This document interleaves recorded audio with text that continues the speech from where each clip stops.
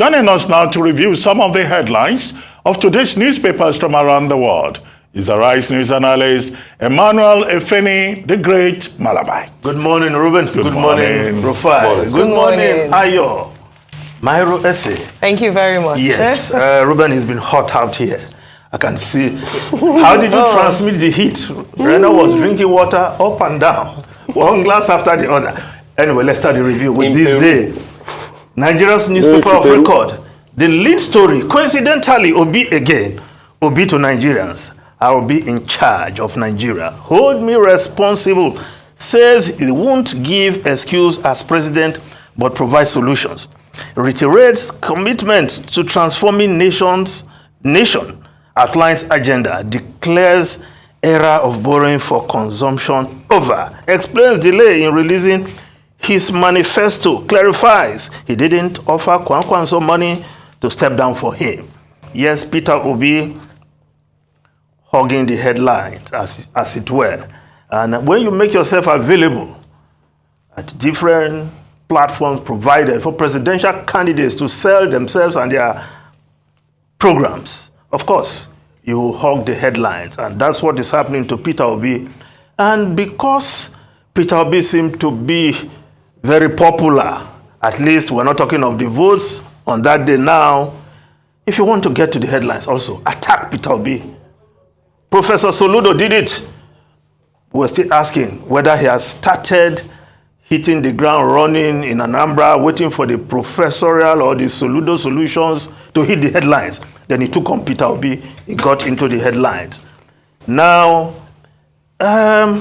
if you read through the story, it's like Peter Obi himself had a repost for Reno Omokri and his certificate matters.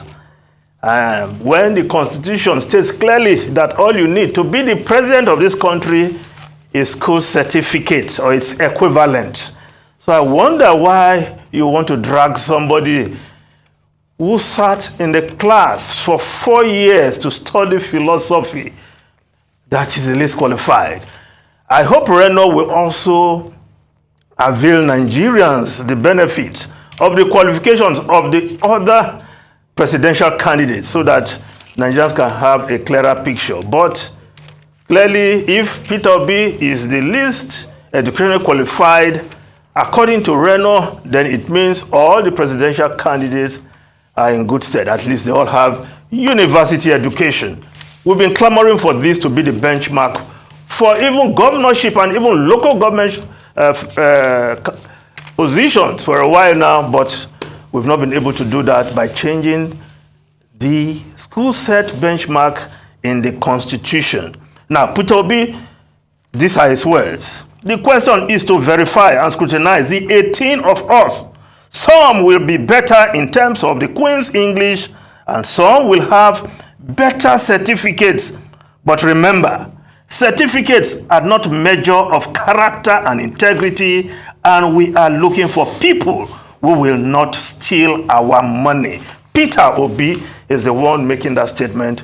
I think that is enough repost to Reno Omokri on the certificate matter. But if we have to look at it, a man who studied philosophy, Ruben, you know, you took some electives with us when we're studying philosophy, Ruben.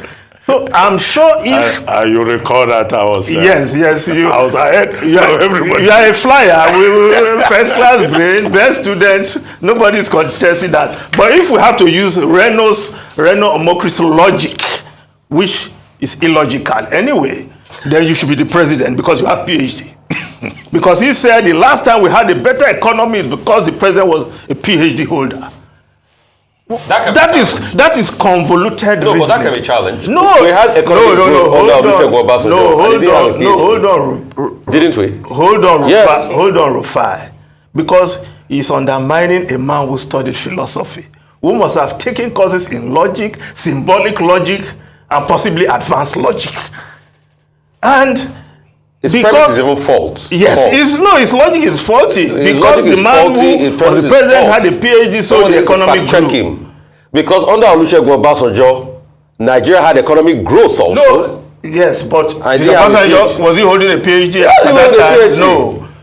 Former President Olusegun Obasanjo, after his presidency, went for his first degree, second degree, and his PhD. So he has PhD now, but not before he became president. So the kind of convoluted reasoning Reno is parading, if you are taking a course in logic, introduction to logic, symbolic logic, or advanced logic, you will not make those mistakes. Peter Obi sat in philosophy class for 4 years. Ruben let me just left his department and came to the philosophy class to take some elective, and he has been better for it. Ruben, let me just quickly add. but let's If you say philosophy is not important, most of the British prime ministers go to school to study one course. They call it PPE. Politics, philosophy, and economy. Reno is off the mark to even call a man who has a degree in philosophy that is the least qualified. Yeah. Is just off the mark. In his words, he tells you that he himself is illogical. He has not studied philosophy. He needs to take some courses in philosophy. Okay, let's just move on. Let's move on. Now, let's look at the Punch newspaper. Nigeria carrier, federal government, domestic airlines legal battle kicks off today. 10 lawyers to lead local airlines legal team. SAN, senior advocates of Nigeria, professors drafted. Aviation Ministry Director leads government lawyers, plans to vacate injunction. Yes, the local airline operators challenging the setting up of this national carrier. Well, the matter is now in court. We'll see how the court will rule on that. Now, the Vanguard newspaper, 2023 APC opposition parties bicker over digital vote buying allegations. Yes, Ikenga Ogochinyere, the leader of the CUPP, yes, he came up yesterday with allegations that in the wake of the redesign of the Naira, politicians, and it was specific, said the ruling party, they're already mining names of voters, their BVN numbers, their account numbers, with a view to transmitting money on election day to these voters.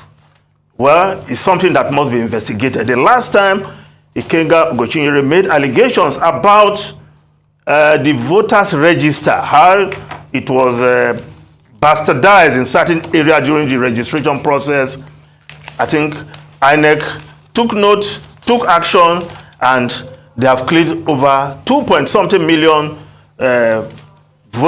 names in the voters register. So I think this is another allegation that must be taken seriously.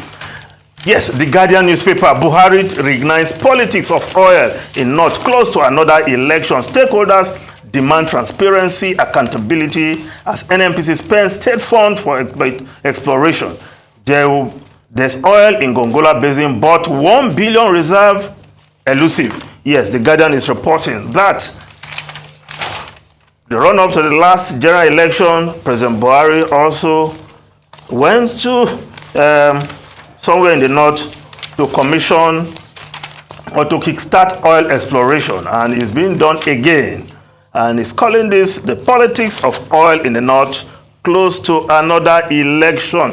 Now, if we just look at the New Telegraph newspaper quickly, ban ex-governors from contesting National Assembly election. NIDLSDG advocates degree as minimum qualification for senators, reps, governors, nemesis of legislature, Bajabiamila. Now, the story above the lead story there, Humanitarian Affairs Minister disowned 206 billion naira inserted in ministry's budget of 2023. We are not afraid of gunmen. Now, this is budget padding. From who, by who, 206 billion. So if these national assemblies are not vigilant or thorough, then this will pass through. So let's just look at the Business Day newspaper. 5G auction sets stage for telecoms future. Yes, there will be another round of auction. The last time auction of 5G licenses was done, two companies, Mafab and MTN. MTN has since rolled out. Mafab deferred till December. Mafab, a little known telecoms company, but they got that, they paid for that license. The next bid, $273.6 million. So if you have your money, you put your money where your mouth is. But the telecoms, the Nigerian federal government will be making some huge amount of money. Let's see, 2 licenses up, 4 grabs there. Now, if we have just a little time, then we look at the foreign newspapers quickly. I will just take the Wall Street Journal. Yes, the Wall Street Journal. OPEC weighs pumping more oil. Yes, higher output will partially reverse cuts and an expected EU embargo on Moscow. Of course, this Saudi Arabia trying to make up with the US over the last cut, which, of course, angered Joe Biden. Robert. Okay, well, Emmanuel Efene, we don't seem to have too much time left. Otherwise, we would have loved to comment on OPL 809, OPL 810, which is in the Gongola Basin, the Benue Trough, and this frontier exploration, which is addressed in the Petroleum Industry Act, but there's no time. And then, of course, the conflict between the federal government and the airline operators of Nigeria. But the case comes up in court on Thursday. We'd like to see, what the court will decide. We'll have to talk about that Thank tomorrow. you very much indeed.